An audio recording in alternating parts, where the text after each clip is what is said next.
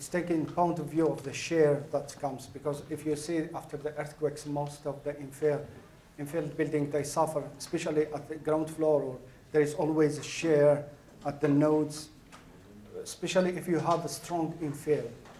If you have a strong infill and weak frame, weak columns, so it's true that you will see that the capacity, it's increased the stiffness, but at very short displacement, there is the crush or the shear of the columns.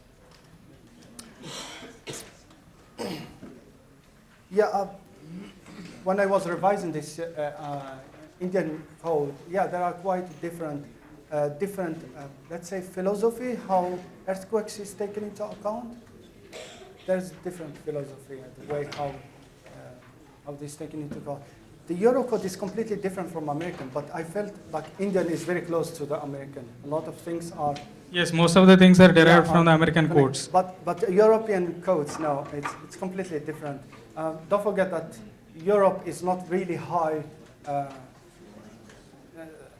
very high, doesn't have the high seismic, it's not high seismic area, unless in southeast of Europe, in Italy, Greece, and some European countries, considering Turkey, but yes, it's not.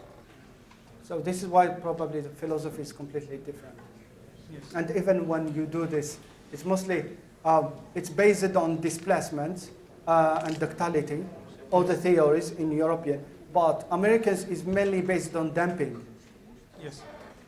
So it's two different philosophies. Yeah, let's continue because I don't have really time and I have too many slides. It's almost 100 slides. Let's do it. So this is a principle in using a model response spectrum. It's a resolution of this equation, which is the sum up of mass and the damping and the rigidity. But of course, the damping is always taken 0. And then, so the mass of the damping is taken...